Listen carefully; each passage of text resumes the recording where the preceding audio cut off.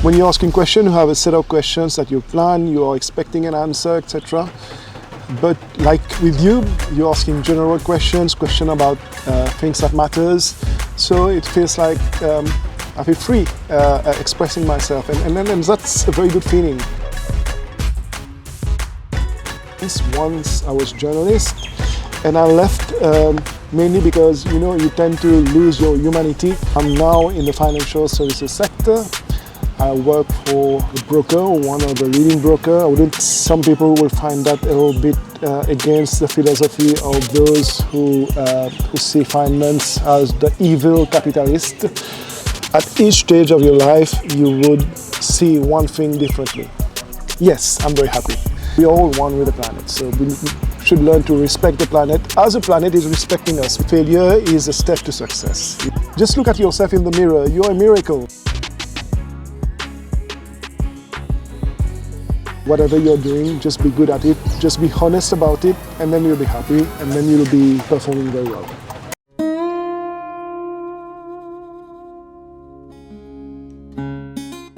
I'm Joy, everybody knows me by Joy. Well, my full name is Gautam Neeraye. It's a name of an Indian origin, and Gautam is the name of the Buddha. It's one of the name of the Buddha, but unfortunately I don't have the same wiseness, I would say, as a Buddha, but that's my name. So I was born like 46 years ago now in Port Louis, the capital of Mauritius. My mother is a housewife, she still is. My father was a police officer, he's now retired. I've got a brother. I had, unfortunately, two sisters after me who passed away before I was born. That I don't even know about them. But at this time, I think Mauritius was still underdeveloped compared to what it is now, and healthcare wasn't as good. But I don't know them, so I don't feel any connection to them. And yes, and then I spent most of my childhood running around with friends, doing naughty things boys would do, like jumping and getting ourselves wet in the rivers, fishing, catching small fish, climbing on trees, playing hide and seek. Even when we were like 15 years old, it was still that case here. It was quite a nice life, I must say. It was simple, but very lively one. We used to enjoy riding bicycles, go around the place where I live. I still have very good memories of the childhood, even though my parents at this time, policemen, were mostly lower middle class, I would say. And even though we had some, I wouldn't say difficulty, but some financial restraints, but life was good. We didn't lack anything. Above all, my parents put a lot of emphasis on education, which they didn't go to university. So I am of the first generation from my family to go to the university. So that's something quite interesting as well. But it's good. Even though they didn't have tertiary education, they taught us the value of education, and I think that's good. So I've got two lives. I could say professional-wise. I was once one life as a journalist, which was a very intense one, I must say. And today, if I am who I am, the thoughts that I have, it was greatly influenced by what I saw as a journalist. Not the news that you cover, not the events, but the people that I met, the difficulties of the people, the happiness of the people, the successes of the people, and all this mold me in who I became today. And then the second life, I know many people would find it a little bit hard to move from journalism, and now I'm in finance, in the Forex business, Forex brokering, and other assets and digital assets, etc. It's quite a change, but it's been exciting. That is what keeps me going, I think. And in the morning, I wake up happily to go to work, and that's fine. So in any case, I don't mind the change from journalist to being a finance person. So yeah, I would say that my career is fine. And I had a very nice childhood as well, like I was telling you previously, nothing major. I don't even remember having adolescent crisis or anything like that. I think it was so seamless. It was good. Do you have a dream to follow? A dream, and I think I've got lots of dreams. Yeah, some of them are easily, you can realize them. Some less, but so dreams are made to dream about. It's not necessarily a problem if you don't manage to realize your dreams. There are some dreams that are impossible, but it's still good to dream about them. Like dreaming of flying my own plane is still a dream, but it's good to think about it, but it's not a problem if it doesn't happen, So it's good to dream because that gives your mind some liberty to wander around and to be free and not stuck in your everyday lives. So my dream to follow, maybe I always enjoyed education, to learn every day, and I still do. So that's a dream that I'm following constantly, and which I wouldn't like to stop, because learning keeps you young, keeps your brain young, and I think that's something that I want to do till I can. So I wouldn't stop learning new things. Be it, I love reading as well. So these are the things that I wouldn't stop to do. My dream is to become as enlightened as possible in terms of knowing things around me. When was the last time you did something for the first time? When was the last time? I think today I'm being interviewed. I normally interview people. I know, being a journalist, I used to interview a lot of people. I used to moderate some panel discussions, etc. So it's basically me asking questions. Today I'm being asked questions. It feels a little bit different to be on the other side. And how does it feel? Well, it's quite, I would say, refreshing, and it frees yourself. So when you're asking questions, you have a set of questions that you plan, you are expecting an answer, etc. But like with you, you're asking general questions about things that matters. So it feels like I feel free expressing myself, and that's a very good feeling to be able to just voice out without any fear of having to be politically correct or to fall into a certain category. So I'm very happy with being able to do that, and this is the first time I do something like that. Yeah. Well, I would also point out that the first time I dived was nice. The first time I climbed the mountain was nice, but yeah, and this is a nice thing to do. This is a very nice thing. It's been a first over quite some time.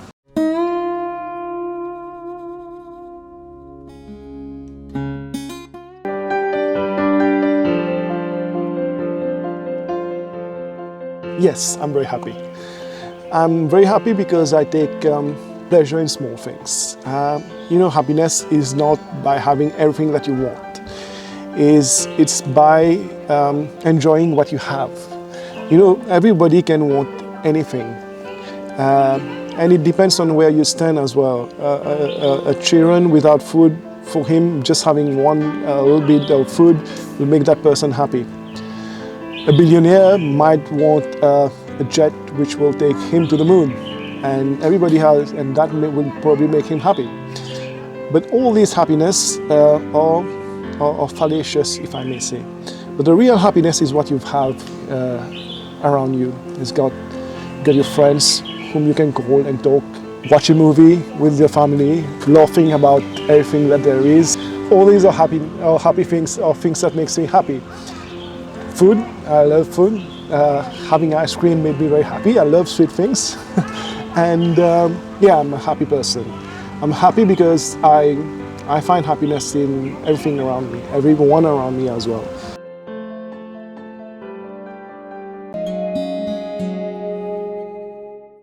We all have problems. Yes, we do. And most of the people perceive problems as something bad. Mm-hmm. Is having a problem bad? It depends on your age. At my age, maybe it's no longer a problem. There's no. Look at movies. Let's take an example of a romantic movie. If the boy finds a girl, fall in love with a girl, and they end up get married, no one will watch that movie. Right? It's as simple as that. So, but when you have the movie, the boy meets girls, there are some few obstacles, and then eventually at the end they finally get together. This is a movie that you'd like to watch. And life is like that. If you don't have problems sometimes that you think so that you can resolve the problems, your life might be boring because you just live the life from A to Z, straight line, no problem, you don't value anything, everything comes to you, you don't have any problems. Your husband or wife or kid or friends listen to everything you say. Would that be nice? If you don't have any problem with someone, at least a small fight, would you value if you didn't talk with someone you like because of a fight for a few days, would you value missing that person? So I think it's important to have problems. It makes life a little bit more spicy, and it's also a lesson, right? Problem is not, if you dwell in the problem itself, then it's bad, because you're not trying to overcome it. You're just sinking deep in it. That's bad. But if you find ways to overcome it, it's already a battle that you've won. And it's when you win a battle, you feel good about yourself. It's not a bad thing. So sometimes life requires a little bit of obstacle to make it spicier and to make you value and enjoy things much better. Just like a rom-com. Okay. Which is worse? Failing or never trying? Never try is worse. Because? Well, you wouldn't know ever. If you fail, at least you know what you can do, what you can't do. If you never tried, you would never know if you can do something or you can't do something. And failure is also a process of learning. If you don't fail, you will never learn. You know, it's just like riding a bicycle. Would you be able to ride a bicycle if you didn't fall down a few times? Or if you should just stop at the first time, you would never ride a bicycle. So it's important to be able to fail sometimes so that you would know where your equilibrium is, where you need to go. So failure is, a lot of people say it, and I totally trust it, failure is a step to success, is part of success. So, yeah. Is it really so good to be able to work less? What I mean is that, sometimes people say that I work too much, or I overwork, or I work 24/7, or I can't stop working. The only one thing that they really want is that to work less. But in case they don't need to work at all, is it such a good thing? Us, those youth who don't have any job, how hard they are willing to work. Of those who have been to university, spending 4 or 5 years learning, specializing themselves, and who are not working, who are sitting at home, how they feel. If they've got the opportunity, they'll probably work even 24 hours or even 18 hours. It's not about you need to work hard or not need to work hard. It's just you need to appreciate that sometimes you've got a job to be able to get, to be able to feed your family, to be able to buy what you want, to be able to put into practice what you've learned. The time that you spend is not a factor to consider whether a job is worth it or not. It's a satisfaction that you are able to do things, that you are able to put into practice what you've learned. And it's also the dignity of a human to be able to earn for their family. And if you don't have a job, and if you're waking up in the morning not having a place to go to at least earn something or to do something that is productive, you will feel bad yourself. So people who've got a job, I know sometimes we all want vacations, we all want to work less. It's the easy way out. But the most important thing is to have a job. And sometimes it's give and take. You're being paid, and you have to spend time for the amount that you're being paid. It's give and take. Sometimes you will work more, and of course there are days that you will work less. There's no job that makes you work 18 hours per day every day. There are maybe on 5 days a week, maybe it's 29 days instead of 30 days a month, but you will have one day where you will work less. So you have to be satisfied with what you've got and not just complain about what you've got. So working hard might be tiring, but it's also the satisfaction of having something to do.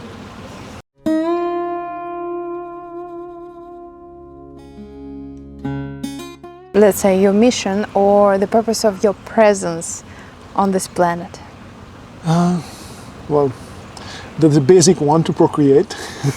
So that's one.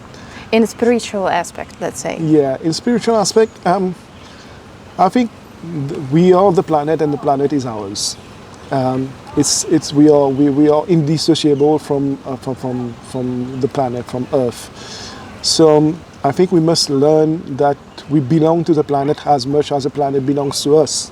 So if we belong to the planet, we should respect the planet as well. So I'm not promoting a religion or anything in the sort, but in Hinduism, I can speak about Hinduism because I grew up in this. Everything is respected, from plants, the earth, animals, etc. I think the philosophy behind it, not the religious part behind it, the philosophy behind it is that we are dependent on all these small insects. If there's no bee, there's no pollination, we won't have fruits to eat. If all the bees dies one day, then the birds will die. And if the birds would die, then there would be proliferation of insects. We are at risk for more diseases, for example, malaria and other insect-borne diseases. So we are part of an ecosystem. So I think our mission is to respect our place in that ecosystem and to make sure that we preserve it as well for the new generations. So I think for me that will probably be my mission on this planet. I belong to the planet belongs to me, I'm one with it. So we are all one with the planet. So we should learn to respect the planet as the planet is respecting us, because we are getting all our food from here. We are not importing from outer space. We are getting our air from here. We are not importing from outer space. So we depend on this planet as much as this planet depends on us for its survival. So let's be one. If the whole world would listen to you right now, what would you say to people? I would say that we all need each other, and that's it. And look at whoever is around you like you would look at yourself, and then you would see that finally you're not that much different. It's just a slight difference in color of skin, a slight difference in thought, a slight difference in the way you pray God or you don't pray. But there's no difference between all of us. And if you understand that, you would see that nothing negative in this world is worth pondering upon. Thank you so much. Imagine that your son is 20 years old, and this is a kind of message to future him. To future him. Can you please send him a message? Well, I would say that whatever he's become, whatever you become, just enjoy it. Just be good at what you do. Whatever you're doing, just be good at it. Just be honest about it, and then you'll be happy, and then you'll be performing very well. If today was the last day of your life, what would you do? Well, I would thank everyone for having been part of my life, and I would tell them also to celebrate my life and not to to be sad over my death. I think that would be something that I would tell them, and I would thank them. Where would you go? If today was the last day of my life, I would just stay wherever I am, because I feel happy there. As long as I can say thank you to everyone, and I can ask them to celebrate my life instead of mourning my death, I'll be very happy. If you are in front of the God, what would you say or ask him? Why there were a few people that you allowed to make other people suffer. Maybe I'm not talking about war. I'm talking about really evil people that has been there. That you know, not. I'm not talking about war or conflicts, political conflicts. I'm talking about people who enjoy torturing other ones. I'm talking about people who would kill innocent just for the sake of it. Why so much evil? Probably that would be the question. And if you are the person who has to answer this question, how would you answer this question? I would say, if I was God, I gave you free will. And it's you decide, and they decided by themselves. So maybe that would be the answer of God. So, like I always think that we have free will. We've been given free will. What we make of that free will is our own. So what evil people made out of their free will is their own. I don't think there is an intervention from the divine that made them more evil than other people. But I would still ask why you didn't stop those evil person. Maybe God tried to stop and tempered the level of evilness that this person had. So I don't know. How they say, the ways in French they have it. Les voies du Seigneur sont impénétrables. I don't know the exact translation of how it is. Basically, mean if I have to translate, the ways of God is difficult to fathom. So let it be. Let it be. But I would still ask him the question, or her the question, whoever God is. There's no gender. What is love? What is love? It's a simple and complicated question at the same time. I think love is mostly understanding, and not judging. I think is to accept a person the way that person is and enjoy all aspects of what the person is. Well, you can't always enjoy when your wife is shouting at you, but you can enjoy the moment that everything is calm and when you're patching up again, having a glass of wine together and speaking about everything. And then when you look back, for me, I've been married for 13 years. When you look back and where we were and where we've come from, I think it shows how love grew. Firstly, at the beginning, you are madly in love, very much physical love also as well. And then as you grow, you share responsibilities. That's love as well. You decide together how to raise a kid, which way to raise the kid. That's also love. And trying to be husband and wife, even though you are a mother and a father, is love. Trying to make time between your career and your family, the dogs, the responsibilities, the kid one, and still trying to find some personal moment for yourself, watching, even if it's just watching a movie that you both like, that's also is love. But you have different sort of love as well. Your parental love, which is something extremely, sometimes you see it's almost one-sided. Your parents love you unconditionally and you barely give anything back. But then you become a parent, you understand that, and then you renew your relationship with your parent and it becomes even beautiful. Then there's the love between you and your pet. It's again an unconditional love that you are facing as well. You love the pet as it is, and your dog or your cat loves you as you are. So these are the little things that defines love. It's not just love become an issue when you're expecting the person whom you love or who loves you to act or to behave in a certain way. But when you enjoy the person's company just for who the person is, you like the person's company, you enjoy eating food with her, you enjoy watching a movie, you enjoy having your dog on one side, your wife on the other side, your kid sitting on your lap. I think all this defines love. I would say love is a variety of emotions that you share with people that you like.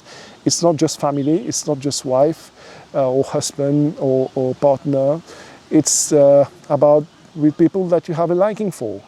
Even if it's just for talking to a person on the bus next to you and sharing a few things, that's fine.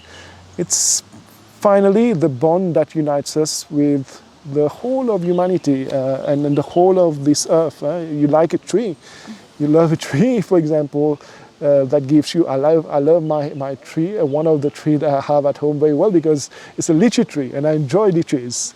I can pluck it from the tree and have it fresh and juicy, and extremely good, which is something that you enjoy on a summer day. So all this is love. How do you think? Do you love enough? I don't think anyone can love enough. I think that's something which is infinite. You can always love more and more. It's just like, it's just like experience in life. At each stage of your life, you would see one thing differently. If you watch a movie, for example, when you were a kid, and you watch the same movie when you're an adult, or when you're a more mature adult, it's something different. I think love is the same thing. It's so complicated and it's yet so simple that you can't ever love enough. So you can say that I love my wife, my kid, my parents, huge, a lot. You can say I love my dog, my cats, huge, a lot. You can say you love food, you love your friends, it's all different love. And all these love have their own place, and you can always add to it. You can always, now I love nature, I love the tree, or I've seen a sea turtle, I love that. I love the corals, I would very much like to go and see that again. It's not just a liking, it's really a feeling, because if the same sea turtle that's swimming in front of you, and this fisherman that spear it out, you'll feel extremely sad. You'll feel bad about it. You've developed a liking for it, but you also put some feeling in it because it came across you at some point in time, and it influenced you. So I think love is probably the most infinite thing that there is in this world. People tend to concentrate a lot on what separates them.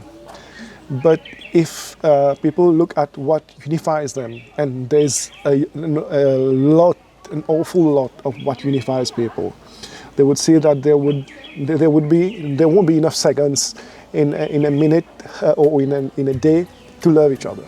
I think love is infinite. Can you please say right now to all the people that you love them? Yes, of course, I love all of you. I think, just look at yourself in the mirror. You're a miracle. And that miracle is something that is not given to everyone. When you were born itself, you were 1 in a billion. And that is a luck that's not given to the rest of the billion. So love yourself and love everyone around you. I think you'll feel happier giving love than hating someone. Thank you so much. You're most welcome. It was amazing. No, Thank you so much for mine. your time, for your trust, and for your heart. Thank you.